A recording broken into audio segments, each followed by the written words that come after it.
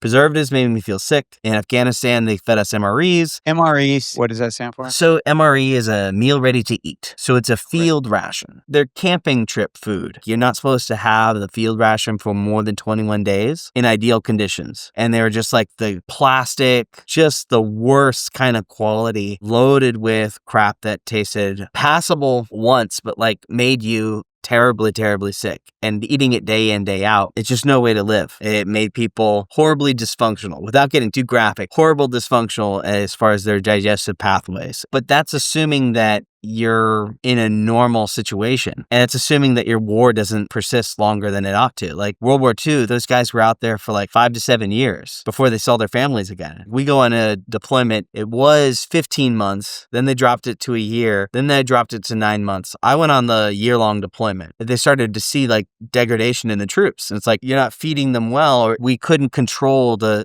circumstances. And that's because we have like basically an incompetent field ration. It's a ration that if you went to war, you wouldn't want your soldiers eating that for 7 years. I need something that's going to be ridiculously shelf stable if it's going to make it to Afghanistan and not have any of this junk in it. Pemmican is one of the most ancestral food out there. What's the oldest pemmican they've found, and why did you choose this as your model? We know of it from 300 years ago. It's ancient. It's like the bow and arrow of food. Until very recently, refrigeration was rudimentary. It was a hole in the ground, and someone had to carry a giant block of ice from the mountains all the way down to your hole. And that's the best refrigeration that money could offer. And there are evidence of people doing that in every culture and climate, even in the desert, like you wouldn't believe. It's just very impressive, the human ingenuity and spirit to try to refrigerate things. Before the dawn of agriculture 12,000 years ago, we would have hunted and gathered. A real big liability is that if you cannot eat the entirety of the kill, it's going to spoil. Drying meat into jerky is the first way you do it, but jerky has some fundamental problems. If you eat just lean meat, it's not satiating. But if you include the fatty bits in your jerky, the jerky goes off pretty quickly. It's all very nutritious, but it's very, very perishable. And this is this paradox that we both face of high nutrition, high perishability. So pemmican is a way of separating the fat and the meat and then preparing both of them in a way that they're both going to be more shelf stable. And that fat is rendered into tallow. Tallow is a broad term, but traditionally would have been made out of suet. So it would have been very, very high in saturated fat and would be solid at room temperature. You render it down on purpose, turn it into a liquid. Then you take the same jerky that you made, but you cut it extra thin because you're going to break it with 2 rocks, essentially a mortar and pestle. You break it and pulverize it till it's almost like a dust. There are question marks on how pulverized you want to go. All the way pulverized is the best. Why is there a question around how far you pulverize it? So you have all these muscle fibers that have little myosin heads. When your nerves send acetylcholine to go contract the muscle, the calcium channels open, it has a binding site, the myosin head pulls, it contracts. You have millions and millions and millions of these things. It's going to turn into these tiny, tiny little ropes. Each rope, while connected, still has water in it. So if you have all these strands of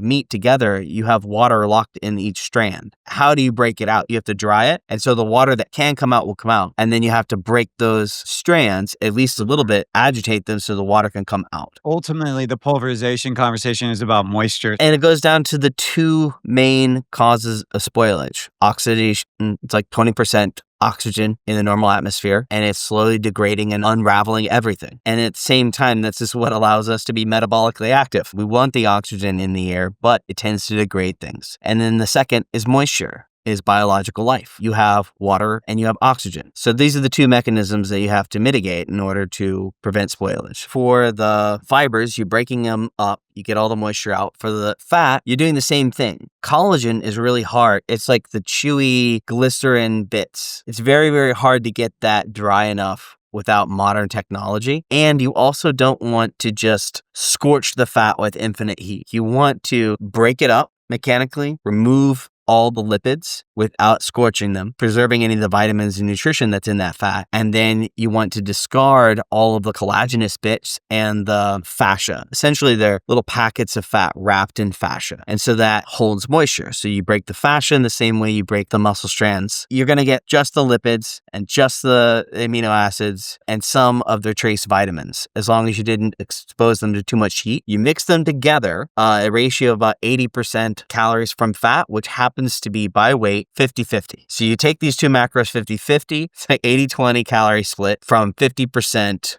dry weight combined. And they would pack it in rawhide bags. Rawhide is a dried leather product that is perishable when wet. You take that rawhide, you sew it up, you fill your bag full of pemmican. You just make these little balls, you pack them tight, equal parts rendered tallow and dried protein. You mix them together, and then you pour a sacrificial cap of tallow, just tallow, on the top. Now that piece of tallow should oxidize. That is your wrapper. And they would do this in colonial situations too. They would do potted meats. They would like can or pot hot stew. It's cooked out all the bacteria. And then they would put a layer of tallow on the top, and then they break it. And then they'd put a cloth dust covering over that and then seal it with a piece of twine. And so now you have shelf-stable food for a long time. So they would use that kind of colonial art in this ancestral way, doing it with rawhide, and that rawhide bag could travel with you. As long as you didn't get it wet, it was essentially impervious. And you could get rawhide a little wet. A lot of crossing of rivers and stuff, so that must have been of a concern, right? You can get it a little wet, but you just air it out, dry it out, and it should be fine. It just can't stay wet. If it stays wet, the rawhide will rot, then your pemmican will be lost. They found like pemmican, viable pemmican, like 50 years after its creation. I was just going to ask, so how long does it last? Wow, 50 years? That's wrapper-dependent degradation. So if you have a good enough wrapper, it should never spoil. The half-life of the vitamins becomes the next most interesting concern. You have to imagine these vitamins, they're very bioactive. If they're not being absorbed by microbes because it's spoiling or molding or bacteria getting into them, if you've successfully prevented that, there's not enough moisture for those things to grow and consume those vitamins. You got to imagine that those proteins are denaturing. But we don't know how long it takes to do that, especially in an oxygen-free environment. It's going to take a long time for that to break down. So if you're on Earth and you're in an oxygen and moisture-free environment, food lasts a very long time. And once you get past like the 25-year mark, it's kind of like for a human span of relevant time, it's good. If you enjoyed the clip from the podcast, make sure to check out the next video up here, or head over to watch the full episode down here. And before you go, don't forget to hit the subscribe button. Come on. Yeah, thanks for watching.